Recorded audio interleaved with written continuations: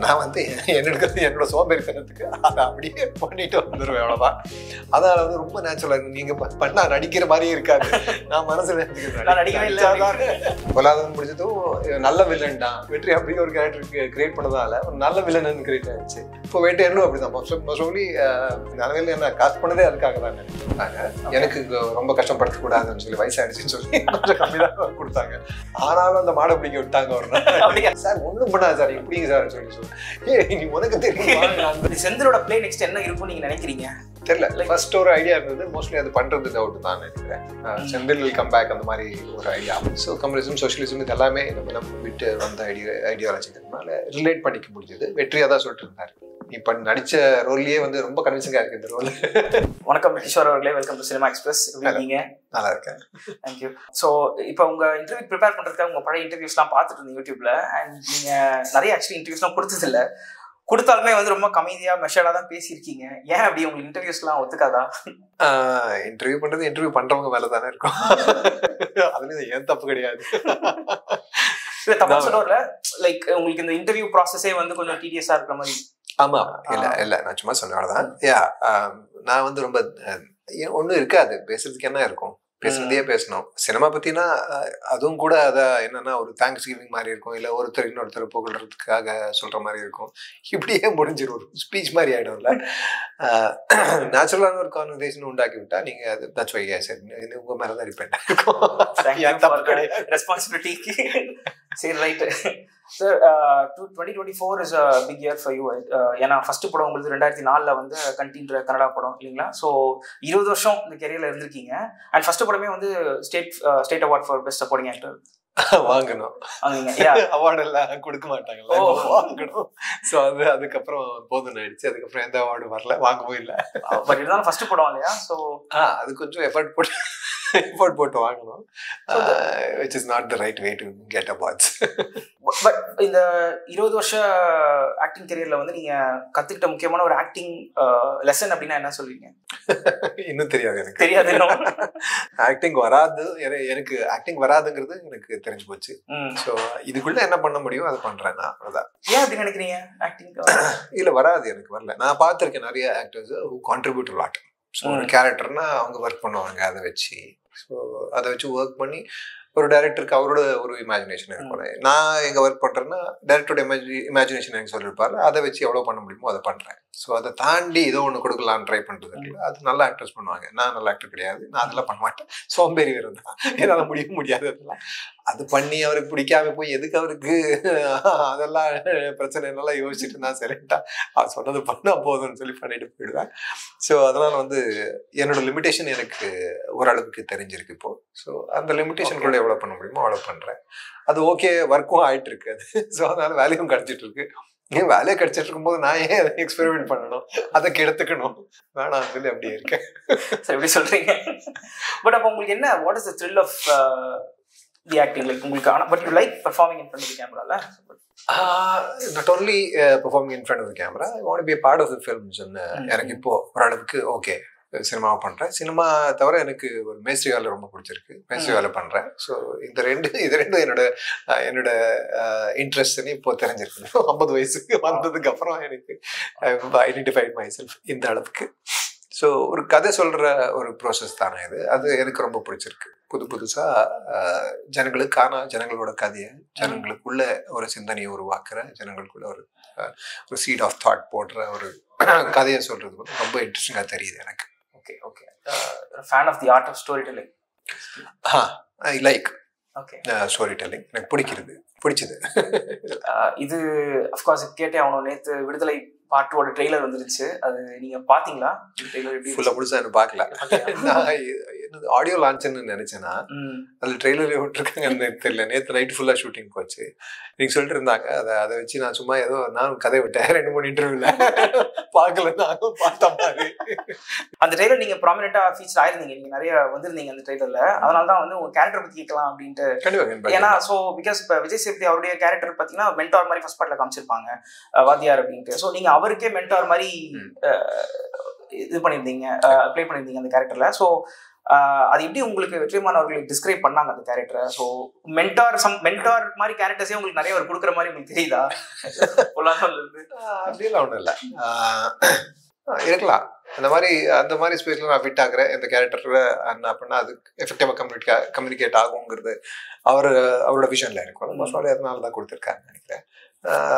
அந்த கேரக்டர் எப்படி டிஸ்கிரைப் பண்ணாரு உங்ககிட்ட? என்ன மாதிரியான கேரக்டர்? சரி, நீங்க இப்படி சொன்ன இப்போ சொன்னீங்கல்ல, ஸோ ஃபுல்லா யூஸ்வலா வந்து வெற்றி ஃபுல்லா கதையெல்லாம் சொல்லுவாரு. அது வச்சு இருக்கிற ஐடியாலஜி என்ன வச்சு அது போயிட்டு இருக்கு, எந்தெந்த கேரக்டர்ஸ் எப்படி போயிட்டு இருக்கு, அவரோட ஃபில்ம் மேக்கிங் ஸ்டைல் எப்படி இருக்கும், அவரோட கதை சொல்ற விதமும் அப்படிதான் இருக்கும். ஸோ எல்லா கேரக்டர்ஸ்க்கும் ஒரு கதையா இருக்கும்ல, எல்லா கதையும் சொல்லிட்டே வருவாரு. ஸோ அந்த ப்ரிப்பரேஷனுக்கு அந்த அந்த அந்த கேரக்டருக்கான அந்த கதைக்கான அந்த இதுக்கு சினிமாக்கான ப்ரிப்பரேஷனும் அதுலயே ஓரளவுக்கு கொடுத்துருப்பாரு. அதுலயே அந்த இன்ஃபர்மேஷன் கொடுக்கறதுலயே வந்து நிறைய ப்ரிப்பரேஷன் ஓல்டுக்குள்ளேயே போயிட்டு இருக்கும்ல.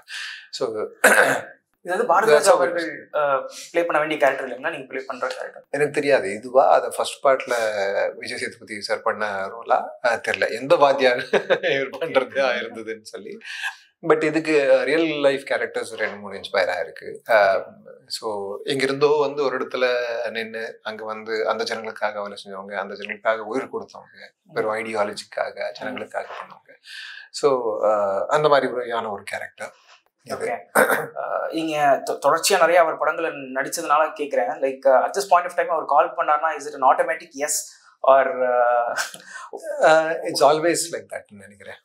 அந்த ஒரு அண்டர்ஸ்டாண்டிங் கண்டிப்பா இருக்கு. நான் இவரும் தனுஷும் அதை சொல்லியிருக்கிறது கேட்டிருக்கேன். அவருக்கு நல்லா தெரியும் இந்த ஆக்டர் எங்க எந்த ஸ்பேஸ்ல ஒர்க் பண்ணிட்டு இருக்காங்க, இப்போ எல்லாமே தெரிஞ்சும் அது இல்லாம வந்து இந்த மாதிரி இதுல ஒரு ஃபிட் ஆவாரு, ஃப்ரெஷ்ஷாவும் கூட இருக்கும். அது இல்லாம வந்து நம்ம எல்லா இடத்துல போன படத்துல எல்லாம் என்னென்ன பண்ணியிருக்கோமோ அதுல இந்த மாதிரி ஆடியன்ஸ் எல்லாம் கேதர் பண்ணிருக்கோமோ அந்த ஆடியன்ஸை இங்க கொண்டு வந்து யூஸ் பண்ணிக்க முடியும். எல்லாமே is knowledge of cinema is very interesting and good. Audience கொண்டு வரதுனா நீங்க எப்படி சொல்றீங்க? இப்போ ஒரு கேரக்டர் பொல்லாதவங்க செல்வம் ரோல் பண்றது, அது பிடிச்ச அந்த கேரக்டர் பிடிச்ச ஒரு ஆடியன்ஸ் இருப்பாங்க. அந்த ஆடியன்ஸ் எல்லாம் அடுத்த படத்துக்கு வருவாங்க. அடுத்த படத்துல டெஃபினட்டா வித்தியாசமா இருக்கும். தூர இதுல ஆடுகளம்ல அதையும் ஏற்றுப்பாங்க. ஸோ ஹீல் எக்ஸ்போஸ் கொஞ்சம் கொஞ்சமா மாற்றி எக்ஸ்போஸ் பண்ணி அவரு ஆடியன்ஸை கிரியேட் பண்ணுறது எனக்கு ரொம்ப இன்ட்ரெஸ்டிங்காக தெரியுது. ஏன்னா ரொம்ப ஒரு ஓப்பன் ஆடியன்ஸை கிரியேட் பண்ணியிருக்காரு, ஓப்பன் மைண்டட் ஆடியன்ஸை. ஆடியன்ஸ் வரும்போதே வந்து இவர் ரொம்ப இன்ட்ரெஸ்டிங்காக ஏதோ ஒன்று சொல்லுவார், சொல்றது ரொம்ப எஃபெக்டிவாக ஏதோ ஒன்று சொல்லுவார். அந்த விஷயத்த நம்ம கேட்போம், பார்ப்போம், புதுசாக ஏதோ ஒன்று சொல்லுவாருன்னு சொல்லி. ஏன்னா அதர்வைஸ் ஒரு ஸ்டார்னா ஒரு ஸ்டாருக்கான ஒரு இமேஜ் வந்துருச்சுன்னா அந்த இமேஜ்குள்ளே தான் வச்சு பார்க்க விரும்புகிறோம் நம்ம ஆடியன்ஸாக. ஸோ அந்த இமேஜே இல்லாமல் அந்த இமேஜை வந்து லூஸ் பண்ணி அந்த பவுண்டரிஸே இல்லாமல் ஒரு ஓப்பன் எண்டட் இமேஜ் ஒரு கிரியேட் பண்ணி விட்டு எல்லாருக்கும், அவரோட ஆர்டிஸ்ட்க்கு எல்லாருக்கும், அவரோட கதைகளுக்கும், அவருக்கே ஒரு அந்த மாதிரி ஒரு இமேஜ் உருவாயிருக்கு. அந்த மாதிரி ஒரு ஆடியன்ஸ் வந்திருக்கு. It's very interesting, very good. சினிமாவுக்கு ரொம்ப நல்லது அந்த விஷயம். ஸோ எல்லா படத்துக்கும் ஆடியன்ஸ் வந்து ரொம்ப ஓப்பன் மைண்டடாக தான் போகணும்னு நான் விரும்புகிறேன். ஏன்னா அப்போ ஆர்டிஸ்ட் வந்து எக்ஸ்பெரிமெண்ட் பண்ண முடியும். புதுசு ஆர்டிஸ்ட்னா எல்லாருமே ஆக்டர்ஸ், டைரக்டர்ஸ், மியூசிஷியன்ஸ் எல்லாருமே புதுசாக ஏதோ ஒன்று பண்ண முடியும். இல்லைன்னா ஒரு இமேஜோட போயிட்டோம்னா ஐயோ அப்படி பண்ணவே இல்லை, அதில் எப்படி நல்லா பண்ணுறதா நல்லாவே பண்ணலான்னு சொல்லிடுவாங்க. நல்லா இல்லை, அது புதுசாக ஏதோ பண்ணிட்டு இருக்காரு. அதை நம்ம கேட்கறதுக்கு நம்ம காது இருக்கணும், பார்க்கறதுக்கு அந்த பார்வை இருக்கணும். அதோட ஒரு ஆடியன்ஸ் உருவாக்குறது வந்து it's huge process, it's lengthy process. இவ்வளோ வருஷமா பண்ணிட்டு வந்திருக்காரு, 18 years பண்ணிட்டு வந்திருக்காரு. That's big achievement. So do you think star system அப்படின்றது வந்து ஃபிலிம் மேக்கிங்கை கொஞ்சம் பின்னாடி தள்ளுது அப்படின்னு நினைக்கிறீங்களா? லைக் ஸ்டார் ஷுடன்ட் எக்ஸிஸ்ட்னு நினைக்கிறீங்களா? இல்லை that's also another way of doing films. That's also another way of creating audience. But ஒரு லிமிட்டட் மைண்ட் செட் வந்து கொஞ்சம் நேரம் ஆயிடுதுன்னு நினைக்கிறாங்க. ஸோ ஏன்னா நமக்கு catering to an audience. So audience என்ன கேட்குது அதுக்கு கேட்டர் பண்றோம். அது இல்லாமல் வந்து நான் இதை யோசிக்கிறேன், நான் ஜனங்களுக்கு இது, என்னோட ஆடியன்ஸுக்கு இது நல்லது, இது யோசிச்சா நல்லதுன்னு யோசிக்கிறேன், நான் இதை ட்ரை பண்றேன்னு முடியாது. ஸோ அது வந்து நம்ப வைக்கிறது, இதுதான் சரின்னு நம்ப வைக்கிறது ஒண்ணு, கேள்வி கேட்கறதுக்கு ஒரு வாய்ப்பு கொடுக்கறது, பேசுறதுக்கு ஒரு கான்வர்சேஷன் வச்சுக்கிறது ஒண்ணு. ஸோ இது 2 விதமான இது. அதுவும் வந்து ஆக்சுவலா சினிமாவை வளர்த்துட்டே இருக்கு. அந்த ஆடியன்ஸ் ஒரு பெரிய ஆடியன்ஸ் தானே. ஒரு கமர்ஷியல் சினிமா, ஒரு டிபிக்கல் ஸ்டார் சினிமா, டிபிக்கல் ஒரு ஆக்ஷன் சினிமா, அந்த மாதிரி அதுலயும் வந்து இந்த சொசைட்டிக்கான விஷயங்கள் இல்லாம யாரும் பண்றது இல்லை. ரிலேட் பண்ணிக்கிறதுக்காக அந்த ஜனங்களோட பிரச்சனை தான் எடுத்து பண்ணிட்டு இருப்பாங்க. ஆனா அதோட பிரசன்டேஷன் ரொம்ப கமர்ஷியலா இருக்கும். ஒரு ஹீரோ வந்து எல்லாத்தையும் அடிச்சு காலி பண்ணி அதை சரியாக்கிடுவாங்கிற மாதிரி இருக்கும். ரொம்ப ரொமான்டிக்கான ஒரு ஐடியா அது.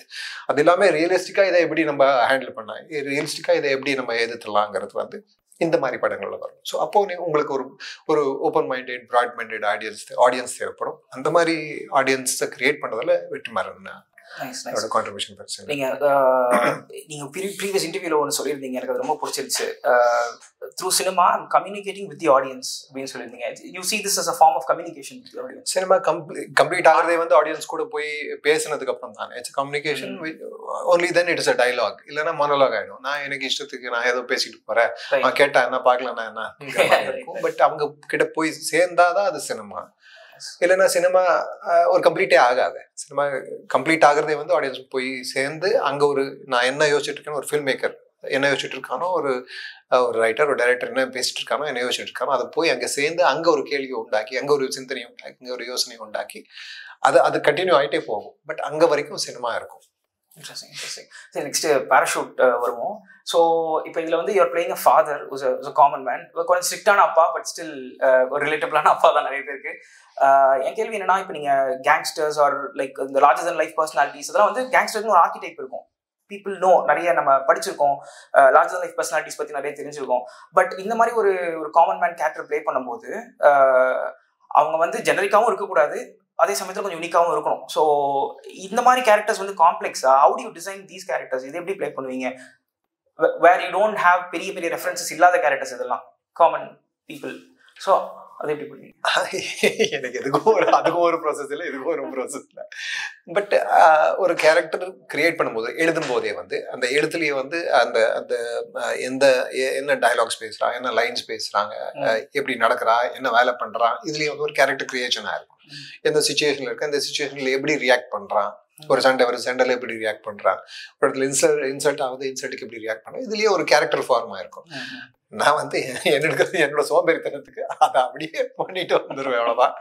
அதனால வந்து ரொம்ப நேச்சுரலா இருக்கும். நீங்க பண்ணா நடிக்கிற மாதிரியே இருக்காது. நான் மனசுல நினைச்சுக்கிறேன் நடிக்கிற மாதிரி இருக்கும். எப்படி சொல்றீங்க நீங்க? அவார்ட்லாம் வாங்கிருக்கீங்க. அதான் அவார்டு வந்து வாங்குறது தானே, கொடுக்க மாட்டாங்கல்ல. வாங்குறது சொல்றீங்க. எல்லாருக்குமே அப்படி சொல்ல முடியாது. நிறைய பேருக்கு யாருக்கு தகுதி இருக்கோ அவங்களுக்கு நிறைய பேருக்கு அவார்டு கிடைச்சிருக்கு. ஸோ நான் இப்படி சொல்லிட்டா எல்லாருக்குமே டிஸ்கிரெடிட் பண்ண மாதிரி ஆயிடும். அப்படி பண்றது தப்புதான். எனக்கு அது definitely I was not really worth it. But கொடுத்தாங்க, பாவம் சொல்லி கொடுத்தாங்க. பெரியவங்களாம் விட்டு கொடுத்தெல்லாம் கொடுத்தாங்க. எனக்கு புதுசா வந்திருக்காங்க, அவங்க கொடுக்கட்டும், ஹெல்ப் ஆகும். டெஃபினெட்லி அது ஹெல்ப் ஆயிருக்குன்னு நினைக்கிறேன். ஏன்னா அவார்டு வின்னிங் ஆக்டர்னு சொல்லி இன்னும் கொஞ்சம் இன்னொரு 4-5 படத்துல எக்ஸ்ட்ரா வாய்ப்பு கிடைக்கும். ஸோ ஒரு ஃபிலிம் நிறைய சொல்லுவாங்க, நிறைய ஆக்டர் சொல்லி கேள்விப்பட்டிருக்கேன். இந்த மாதிரி ஒரு நான் அப்சர்வ் பண்ணுவேன் பீப்புளை. ஸோ என்னுடைய கேரக்டர்ஸ் பில்ட் பண்றதுக்கு I observe a lot of people and take things from them அப்படின்ட்டு. ஸோ உங்க ப்ராசஸ் எப்படி? ஹவு டு யூ தியரிட்டிக்கலா சொன்னா அது எல்லாருமே பண்ணுவாங்கன்னு நினைக்கிறேன். அப்சர்வ் பண்றது வந்து அது தானாவே நடக்கும். ஒரு குழந்தை நம்மளை பார்த்துட்டே இருக்கும், நம்ம என்ன பண்றோமோ அதை பண்ணதில்ல, அது நடிப்புன்னு சொல்ல முடியாதுல்ல. ஸோ நடிக்கிற ஒரு வாய்ப்பு கிடைக்கும் போது அந்த மாதிரி நடிக்கணும்னு சொல்லும்போது மோஸ்ட் ஆஃப் இது பண்றதும் ஒரு ப்ரோசஸா இருக்கலாம். பட் கான்சியஸா நான் என்னால பண்ண முடியல, ஏன்னா சோம்பேறித்தனம். நான் தான் இப்போதான் சொல்லிட்டு இருந்தேன், நெட்ஃபிளிக்ஸ்ல ஷீன்னு ஒரு சீரீஸ் பண்ணோம். அந்த பசங்களாம் தியேட்டர் ஆக்டர்ஸ், பிரில்லியன்ட் ஆக்டர்ஸ். அவங்க performance, way they use to work, அதை வச்சு நானே ஸ்டன் ஆகிட்டு தான் பார்த்துருந்தேன். நான் என் வேலையை விட்டுட்டு அவங்க வேலையை பார்த்துட்டு தான் இருந்தேன் அந்த படத்துல, அந்த ஃபுல் சீரீஸ்ல. கடைசியா வந்து ஐயோ நான் எதுவும் பண்ணலையான்னு பண்ண போய் நிறைய சொதப்பிருக்கேன். அதுக்கப்புறம் தெரிஞ்சது இல்லை நான் எதுவும் பண்ண தேவையில்லை. அந்த கேரக்டர் வந்து it was very well design for summon like me. இந்த மாதிரி ஒருத்தனுக்கு நல்ல இருந்துச்சு. அவர் வந்து இம்தியாஸ்லி என்னோட எந்த படமும் பார்த்துருக்கல அது வரைக்கும். மை இன்டர்வியூ பார்த்து அவருக்கு ரொம்ப சாதாரணமா தெரிகிற ஒருத்தன் தேவை இருந்தது. அவன் வந்து டான் மாதிரி இருக்கக்கூடாது, ரொம்ப சாதாரணமாக இருக்கும், ரொம்ப நார்மலான ஒரு மனுஷனா இருக்கணும், ரொம்ப எக்ஸ்ட்ராடினரி, என்னன்னா எக்ஸ்ட்ரா ஆர்டினரி இருக்கிற ஒருத்தனா இருக்கணும்னு சொல்லி ரொம்ப ஆர்டினரியா இருக்கிற ஒருத்தனா நான் இருந்தேன். அதனால வந்து அங்கே கிளாஸ் பண்ணிட்டாரு. ஸோ அதுக்கப்புறம் தான் தெரிஞ்சது, நான் அப்படிதான் இருக்கணும், ஒன்றும் பண்ண தேவையில்லை. அந்த கேரக்டருக்கு ஆக்சுவலாக ஒன்றுமே பண்ணாமல் இருந்தது அவருக்காச்சு. நடுவில் அங்கங்கே ட்ரை பண்ணி சொதப்பேன், அது எனக்கு தெரியும். ஸோ அப்போ இன்டர்வியூவில் அவங்க என்ன ப்ரோசஸ்ன்னு கேட்டப்போ அந்த பசங்கள்லாம் ரொம்ப டீட்டெயிலாக ரொம்ப அழகாக ஒர்க் பண்ணியிருந்தாங்க. ஆனால் எனக்கு நான் அப்படி பண்ணலையே, நான் என்ன சொல்றது, எனக்கு அவங்க 2 பேரும் பேசி முடிக்கிறதுக்குள்ள ஏதாவது யோசிக்கணுமே. அதில் வந்து கடைசியாக ஒரு வழியை கண்டுபிடிச்சிட்டேன். நான் வந்து ஆக்சுவலாக நேச்சுரல் ஃபார்மில் நம்ம என்ன பண்ணுறோன்னா ஜஸ்ட் அப்சர்வ், அவ்வளோதான். போய் எங்கள் ஃபார்மில் உட்காடுறேன், நான் அப்சர்வ் பண்ணி அந்த இயற்கை என்ன பண்ணுறதுன்னு பார்க்குறேன், நல்லா பண்ணுறது. ஒரு வருஷம் ஃபுல்லாக அப்சர்வ் பண்ணுவேன். நான் ஆக்சுவலாக ஒன்றும் பண்ண மாட்டேன், சும்மா உட்காந்து அப்சர்வ் பண்ணி I just try to be with it, go with it, அவ்வளோதான். அது கொண்டு போகிறது என்ன, அந்த வழியாக போயிட்டா முடிஞ்சது வேலை. என்னோட இப்போ வந்து தண்ணி இல்லை தான், அது காஞ்சி போயிட்டு இருக்கு. அதுக்குள்ள மழை வந்துடுது, இல்லைன்னா அந்த பனி விழுந்துடுது, பனியில இருந்தா அது திரும்ப செடி முளைச்சிடுறது. நான் பார்த்துட்டே தானே இருக்கேன். I'm just watching it, observing it, learning, அவ்வளவுதான். ஸோ இவ்வளவுதான் நான் பண்றேன். ரொம்ப எலாபரேட்டா ஒரு சிம்பிளான விஷயம் சொல்லிட்டீங்க. ஒண்ணுமே சொல்லல, எலாபரேட்டா சொன்னீங்க. But it's all boils down to நான் எதுவும் பண்ணல அப்படி. ஸோ உங்களுக்கு எவர் டேலண்ட் ஆஃப் பேசுறது கூட ஒரு இப்பதான் கொஞ்சம் கொஞ்சமா வருது. யோசிக்க வேண்டியதாச்சு. அவங்க ப்ரெஷர் போட்டாங்க. உங்களுடைய ரீசன்ட் பெர்ஃபார்மன்ஸ்ல எனக்கு ரொம்ப பிடிச்சது வந்து நீங்க மாடல் ஆஃப் சென்னையில பண்ண பறவை கூட்டில் வாழும் ஆண்கள் எனக்கு ரொம்ப பிடிச்சிருச்சு. ஸ்பெசிஃபிக்கலி சொல்லணும்னா அந்த எண்ணினிய பொண்ணுலாவே மாண்டாஜ் சீக்வன்ஸ். ஏன்னா so you are playing a character who's a married man who's also falling for another woman. And அது நீங்க வந்து அந்த மாண்டாஜ்ல பாத்தீங்கன்னா நீங்க லைட்டா எக்ஸ்ட்ரா சிரிச்சிருந்தீங்கன்னா கூட அது தப்பா இருந்திருக்கும். அது ஒரு மாதிரி ரொம்ப ஒரு normal common man character, but it's also nuanced. Do you ever feel like filmmakers are not using you for such subtle yet nuanced characters? எனக்கு இப்போ கிடைச்சிட்டு இருக்கிறதே வந்து எனக்கு என் தகுதிக்கு அதிகமாக தான் கிடைச்சிட்டு இருக்குன்னு எனக்கு தோன்றது. ஸோ அப்பப்போ இந்த மாதிரி பிகாஸ் வெற்றி படத்தில் எல்லாமே ரொம்ப செட்டிலாக தான் இருந்தது. ஸோ பட் அதில் வந்து நீங்கள் கொஞ்சம் it was very different role. Because falling in love at that ஏஜ்ங்கிறது வந்து ரொம்பவே இன்ட்ரெஸ்டிங்கான, ரொம்பவே டெலிகேட்டான விஷயம். சொல்லும்போது ரொம்பவே ஜாகிரதையாக இருக்கணும். But I think there also the film makers, the writers perspective helped a lot. Kumar Raja கொடுத்த perspective இருந்ததுல, it was very nice and added with the experience of Bharat Raja sir. It was beautiful. எனக்கு வந்து குமார் ராஜோட இந்த writing and explaining style ரொம்ப பிடிச்சது எனக்கு. Okay, so it was slow process இல்லை. So நான் வந்து இப்போ சும்மா உட்கார்றேன்னு சொன்னேன்ல, ப்ராசஸ் பர்ஃபெக்டாக இருந்தது. அந்த மாதிரி ப்ராசஸ் எனக்கு தான் பர்ஃபெக்ட்ன்றீங்களா? பர்ஃபெக்டாக இருந்தது எனக்கு. பிகாஸ் அவ்வளோ டேக்ஸ் எடுக்கும்போது கூட you never feel the guilt of taking so many takes. You know what the filmmaker is expecting. You know you have the liberty to experiment, try. Okay, you get into that groove. அதுக்குள்ள போய் எனக்கு தெரியும் எங்க வரணும்னு எனக்கு தெரிஞ்சு போச்சுன்னா நான் அங்க வந்துட்டு இருக்கேன். எனக்கு வாய்ப்பு இருந்தா என்னை யாரையும் கட்டாயப்படுத்தல, இப்ப பண்ணுடா இந்த டேக்ல பண்ணுடான்னு சொல்லலன்னா I can take n number of takes. கொஞ்சம் அதிகமாயிடுச்சு, கொஞ்சம் குறைச்சி பண்றேன் நான் சொல்லி இப்படி போய் பண்ணி it was a nice process. I loved it. Because நம்ம தமிழ் சினிமால ஒரு வித்து இருக்கு தெரியுமா, ஃபர்ஸ்ட் டேக் ஆக்டர்ஸ்னு சொல்லுவாங்க. ஃபர்ஸ்ட் டேக்லயே அவங்க ஓகே பண்ணிட்டாங்கன்னா அது வந்து நல்ல ஆக்டிங் அப்படின்ற மாதிரி. நீங்க சொல்றது அப்படியே ஆப்போசிட்டா இருக்கு. அதனால கேக்குறேன். It's okay to take. Cinema இல்ல final take is what matters, good take is what matters, அவ்வளவுதான். பிகாஸ் இட்ஸ் லைக் கிரிக்கெட் இல்ல.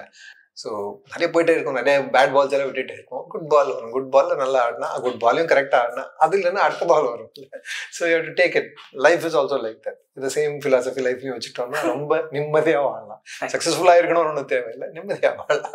எனக்கு உங்க பெர்ஃபார்மன்ஸ்ல இன்னொரு விஷயம் எனக்கு ரொம்ப பிடிச்சது என்னன்னா, நீங்க ஒரு கிரே கேரக்டர்ஸ் பண்றதுல வந்து நல்லா பண்றீங்க அப்படின்னு தோணுது. அதாவது இப்போ நீங்க ஒரு கிரே கேரக்டர் பண்றீங்க அப்படின்னா இட் குட் கோ எய்தர் வே. அதாவது கம்ப்ளீட்லி ஈவிலாவோ இல்லை கம்ப்ளீட்லி நல்லவனாவோ மாறும்போது நம்மளுக்கு அந்த ஸ்விட்ச் ரெண்டுமே சாட்டிஸ்ஃபையாக தான் இருக்கும். வேட்டையை எடுத்துக்கிட்டீங்க அப்படின்னா அந்த கேரக்டர் வந்து it could have gone either way. Completely ஈவிலாவும் போயிருக்கலாம், கம்ப்ளீட்லி நல்லவன் இல்லை அப்படின்ட்டு அந்த ஒரு சர்ப்ரைஸ்க்காக உங்க கேரக்டர் யூஸ் பண்ணியிருக்கலாம். இந்த மாதிரி கிரே கேரக்டர்ஸ் பண்றதுல like what is the secret to playing such characters? இந்த மாதிரி என்னோட சீக்ரெட் எதுவும் இல்லைன்னு நினைக்கிறேன். But that was the image I was put into. பொல்லாதவன்ல இருந்து பொல்லாதவன் முடிஞ்சதும் நல்ல வில்லன் தான் சொல்லி, அதான் அந்த நல்ல வில்லன்றது நீங்க நிறைய ப்ளே பண்றீங்க, நோட்டீஸ் பண்றீங்களா? You are good at that. No, I don't know, I can't take credits for that. I should give Vetri the credit. Vetri அப்படி ஒரு கேரக்டர் கிரியேட் பண்ணதால ஒரு நல்ல வில்லன் கிரியேட் ஆயிடுச்சு. இவன் நல்லவனாவும் கூட இருக்கலாம், இந்த மாதிரி ஒண்ணு வந்தது அது பிடிக்கும், இந்த மாதிரி எல்லாம் வந்துருச்சுல. ஸோ அந்த மாதிரி கேரக்டர்ஸ், இப்போ கிரே கேரக்டர்ஸ் அது வரைக்கும் ஒரு வில்லன்னா பிளாக் அண்ட் ஒயிட் தான் இருந்தது, நிறைய இருந்தது மெஜாரிட்டி. ஸோ அதுக்கப்புறம் அந்த மாற்றம் வந்தது. ஸோ அந்த மாற்றத்தில் கரெக்டாக நான் அந்த டைமில் நான் வந்து பிகினிங்லேயே, ஸோ அதுக்கப்புறம் வந்து அந்த மாதிரி கேரக்டர்ஸ் எல்லாம் எனக்கு கிடைக்க ஆரம்பிச்சிது. இப்போ வேட்டையனும் அப்படிதான். மோஸ்ட்லி நிலவையில் என்ன காஸ்ட் பண்ணதே அதுக்காக தான் நினைக்கிறேன். ஏன்னா நல்லா வந்து நினைக்கணும் ஜனங்க, கடைசி வரைக்கும் தெரியக்கூடாதுல்ல. ரொம்ப நெகட்டிவ் ரோல் பண்ணுறவனை போட்டால் டக்குன்னு இவன் நெகட்டிவ் தான் ஃபர்ஸ்டே வந்து ஃபிக்ஸ் பண்ணிடுவாங்கல்ல. ஸோ இவன் நல்லவனா கூட இருக்கலாம், இல்லை கெட்டவனா இருக்கலாம். ஸோ நீங்க நல்லவனா கெட்டவனா தெரியவே இல்லையேங்கிற மாதிரி தானே இருக்கு. Kantara also what work for Rishabh பண்ணதும் அதனாலதான். ஸோ ஃபர்ஸ்ட் வந்து நெகட்டிவாவே வச்சுக்கிட்டு நெகட்டிவே நம்மளுக்கு எப்ப பார்த்தாலும் கடுப்பாவே இருக்காருன்ற மாதிரி அதான் அந்த ஸ்விட்ச் ஹேப்பன் பண்ணும்போது we don't feel like we're being cheated. I can understand. ஆமா அவர் நல்லவர் தான் அப்படின்றது அக்செப்ட் பண்ற மாதிரி இருக்கு. It's the brilliance of the filmmakers to use an actor like that. So அந்த மாதிரி மோல்ட் பண்ணி அந்த மாதிரி ஒரு ஃபிக்ஸ்டு இமேஜ் இல்லாம, அகைன் நான் சொல்றேன் ஆடியன்ஸ் ஓப்பன் ஆடியன்ஸ் கிரியேட் பண்ற மாதிரி ஒரு கேரக்டர் பத்தியும் ஒரு ஃபிக்ஸ்டு இமேஜ் இல்லாத ஆடியன்ஸ் நம்ம கிரியேட் பண்ணிட்டோம்னா அந்த கேரக்டர் எங்க வேணாலும் யூஸ் பண்ணலாம். அந்த கேரக்டருக்கும் அந்த ஆக்டருக்கும் வந்து ஃபிளெக்சிபிலிட்டி நிறைய இருக்கும், சாய்ஸஸ் நிறைய இருக்கும். ஸோ ஃபிக்ஸ் பண்ணிட்டாங்கன்னா, ஃபில்ம் மேக்கர்ஸ் ஃபிக்ஸ் பண்ணிட்டாங்கன்னா will be stuck there. But like ஒரு அன்அபாஷட்லி ஈவில் ரோல் அப்படின்னா பண்ணுவீங்களா? பண்ணுவேன். Why not? இன்ட்ரெஸ்டிங்காக தானே இருக்கும். இப்போ ஒரு படம் மோஸ்ட் ப்ராபப்லி பண்ண போறோம். ஒரு என்ன அப்புறம் மைத்தாலஜி மாதிரி ஒன்று, ஃபேண்டசி மாதிரி ஒன்று ஏதோ பண்ணிட்டு இருக்காங்க. தமிழ்ல தான். ஓகே. ஸோ மோஸ்ட்லி இன்னும் தெரியல, கன்ஃபார்ம் ஆகல. கன்ஃபார்ம் ஆனதுக்கப்புறம் இப்போ உங்களுக்கு ஒரு டைப் இருக்கு இல்லையா, இது மாதிரி சொல்றீங்களா, like I think they like mean these kind of roles, இதுக்காக தான் போடுறாங்கன்னு நினைக்கிறேன் அப்படின்னு சொன்னீங்க இல்லையா. ஸோ இதுக்கு அப்படியே ஆப்போசிட்டா லைக் இந்த ஒரு ரேஞ்ச் எனக்கு எக்ஸ்ப்ளோர் பண்ணணும்னு ஆசை, இந்த மாதிரி ஒரு completely opposite role that I've never been in before அப்படின்னு உங்களுக்கு ஏதாச்சும் ரோல் ஆசை இருக்கா? லைக் ஒரு out and out comedy or something like that. 20 இயர்ஸ்ல எல்லாமே கிடைச்சது. காமெடியும் கன்னடால பண்ணியிருக்கேன். So it was very nice. ரொம்ப என்ஜாய் பண்ணியிருக்கேன். Comedy is very interesting but very tough also. சும்மா நமக்கு சிரிப்பு வந்துடும் பண்ணும்போது, பார்க்குறவங்களுக்கு சிரிப்பு வரணும். பட் நானே பார்த்து நிறைய சிரிச்சதா, அது 5-6 தடவை பார்த்து பசங்க ஃப்ரெண்ட்ஸ் கூட எல்லாம் போய் அதை பார்த்து சிரிச்சிருக்கேன். அவ்வளோலாம் என்ஜாய் பண்ணியிருக்கேன். ஓரளவுக்கு ஒர்க் அவுட் ஆகுது, கரெக்டாக பண்ணால் ஒர்க் அவுட் ஆகுது. Depends on writing again, how well they write comedy also. இப்போ கமல் சார் பண்ற காமெடி மாதிரி காமெடி எழுதுனா, ஸோ கரெக்டா டீசெண்டா எக்ஸிக்யூட் பண்ணிட்டாலே சூப்பரா சிரிப்பு வரும். ஸோ 2 years ago நீங்க பேட்டைக்காளின்னு ஒரு சீரிஸ் பண்ணிருந்தீங்க. அண்ட் அதுமே பாத்தீங்கன்னா ஜல்லிக்கட்டு பத்தின ஒரு கதை இல்லைங்களா. ஸோ அதுலயுமே நீங்க வந்து ஒரு மென்டாரிஷ் ஒரு கேரக்டர் ஒரு ஸோ பேட்டைக்காளி வந்து அதுவும் வெற்றிமாறன் அவர்கள் ப்ரொடியூஸ் பண்ண சீரிஸ் தான் இல்லைங்களா. So I'm sure you went through lot of training for Jallikattu சம்பந்தப்பட்ட. ஓரளவுக்கு, நாட் மச். அடுத்தவங்கள நிறைய எஃபர்ட் போட்டாங்க. எனக்கு ரொம்ப கஷ்டப்படுத்த கூடாதுன்னு சொல்லி, வயசாயிடுச்சுன்னு சொல்லி கொஞ்சம் கம்மி தான் கொடுத்தாங்க. ஆனாலும் அந்த மாடை பிடிக்க விட்டாங்க ஒரு நாள். It was horrible. ஏன்னா எந்த வெஹிக்கிள் எல்லாம் ஓட்டுடலாம், பட் அனிமல் வந்து நீங்க அவங்களுக்கு ரொம்ப சாதாரணமா தோணும். சார் ஒண்ணும் பண்ணாது சார், எப்படிங்க சார் சொல்லி சொல்லுவேன். நீ உனக்கு தெரியும், அந்த அனிமல் உனக்கு தெரியும், நீ பழகிருக்க, எனக்கு தெரியவே தெரியாது எப்படி ஆட்டுது, எங்க வருது, அப்படி பக்கத்துல எல்லாம் வந்து போச்சு அந்த கொம்பு. ஐயோ ரொம்ப ஸ்கேரியா இருந்தது. அதுக்குள்ள ஷோல்டர் இன்ஜுரி ஆயிடுச்சு எனக்கு அது பண்ணும்போதே. அதுக்கப்புறம் அவரை டியூப் போட்டி பண்ணல. அப்பா தப்பிச்சேப்பா, உயிரே போற மாதிரிதான் இருந்தது. எப்போ பாம்படிப்பாங்க இவங்கிற மாதிரிதான் இருக்கும். It was quite scary. But அவ்வளோ எஃபர்ட் எடுத்து பண்ணியிருக்காங்க அவங்கெல்லாம். இட்ஸ் ரியலி ரொம்பவே டேரிங் எஃபர்ட். சின்ஸ் வெற்றிமாறன் அவர்களுமே வந்து ஜல்லிக்கட்டு வச்சு இன்னொரு படம் எடுத்துட்டு இருக்காரு, வாடிவாசல். இதெல்லாம் சொல்றேன், you guys work together well. So like Vaadivaasal ஏதாச்சும் உங்களுக்கு? இல்ல எதுவும் பேசல, எதுவும் பேசல. Okay okay. It's not necessary அப்படியே பண்ணணும். இல்லை அந்த மாதிரி ஒரு டைரக்டர் கூட எல்லாருமே ஆக்ட் பண்ணணும். It's nice experience. எனக்கு கிடைச்சது அடுத்தவங்களுக்கும் கிடைக்கணும்ல. ஸோ நானே எல்லாம் பண்ணணும், போயிடக்கூடாது. பட் சில காம்போஸ் நல்லா இருக்கும்ல பாக்குறதுக்கு, சில டைரக்டர் ஆக்டர் காம்போஸ் வந்து it will be interesting and nice for us also. அதுனா எனக்கு ரொம்ப பிடிக்கும் அப்படி அவரோட படத்தில் நடிக்கிறதெல்லாம். பட் ஸ்டில் எல்லாருக்குமே அந்த ஆப்பர்ச்சுனிட்டி கிடைக்கணும். அது இல்லாமல் வெற்றி வந்து ரொம்பவே டைம் எடுத்து டீட்டெயிலாக பண்ற ஒரு டைரக்டர்ல. ஸோ அவர் பண்ற இப்போ எல்லா வருஷமும் ஒவ்வொரு வருஷமும் ஒரு படம் பண்ற டைரக்டர்னா ஓகே, நான் எல்லா படத்தையும் பண்றேன், எல்லாருக்குமே ஆப்பர்ச்சுனிட்டி கிடைக்குமேன்னு சொல்லலாம். ஆனா இவர் கம்மி படம் பண்றதுனால ஆப்பர்ச்சுனிட்டி எல்லா ஆக்டர்ஸுக்கும் கிடைக்கணும்னா எல்லாருமே எல்லா படத்தையும் தனித்தனி வேற வேற ஆள் வந்து பண்ணணும். out of curiosity, like why do you think you guys work well? நீங்களும் வெற்றிமாறன் அவர்களும் வந்து அந்த காம்போ ஏன் ஒர்க் ஆகுதுன்னு நினைக்கிறீங்க? நீங்க சினிமா தாண்டி நிறைய பேசுவீங்களா அதனாலயா? லைக் சில hobbies match and ideologies match. So அதனால நினைக்கிறேன். அது இல்லாம ஒர்க் கம்ஃபர்ட் ஒன்று எனக்கு இருக்கு, அவருக்கு எப்படின்னு தெரியல. சொதப்புறதெல்லாம் வந்து அவருக்கு சாதாரண ஆகி போச்சு நினைக்கிறேன். அதெல்லாம் வந்து ஓகே தான். But that's what he has created his characters well beginning liye. So those characters and actors can be used in this also. Those audience also can be used in this. அந்த மாதிரி வந்து அவருக்கும் அது work ஆகுதுன்னு நினைக்கிறேன். So basically ideologies மெயினா similar ideologies இருக்கனால work comfort இருக்கும்ல. ஒரு என்ன மாதிரியே யோசிக்கிற ஒருத்தர் கூட போய் ஒருத்தர் கூட வேலை செய்யுதுன்னா இட்ஸ் வெரி நார்மல். ரொம்ப பெருசா ப்ரெஷர் எல்லாம் இருக்காது, ஸ்ட்ரெஸ் இருக்காதுல்ல, ஈஸி. இந்த விஷயம் அஃப்கோர்ஸ் நான் கேட்டே ஆகணும். வடசென்னை அஃப்கோர்ஸ் நிறைய பேர் மாதிரி எனக்கும் ரொம்ப பிடிச்ச ஒரு படம். வடசென்னை 2 பத்தின ஸ்கிரிப்ட் ஏதாச்சும் நீங்க did you read any scripts for இல்லையா? அந்த கதை எங்க போகும் இதுக்கப்புறம் உங்களுக்கு ஏதாவது ஐடியா இருக்கா? இல்ல, இந்த கதையே வந்து 2 கதையா இருந்தது. ஆக்சுவலா 2 கதையை சொல்ற அளவுக்கு அவ்வளவு கதை இருந்தது. நிறைய ஃபர்ஸ்ட் படத்திலேயே நிறைய இருக்கு. அதே வந்து ஒரு சீரீஸா அவர் விட்டுருலாம். ஆக்சுவலா நிறைய ஃபுட்டேஜ் இருக்கும். தெரியல என்ன பண்ண போறாருன்னு எனக்கு தெரியல. சின்ன சின்ன ஹிண்ட் தான் எப்பவும் பேசும்போது அப்படி அது பண்ணிருக்கலாம் இது பண்ணிருக்கலாம். பட் நிஜமா பண்ண போறாரா, பண்ண முடியுமா என்னன்னு தெரியல.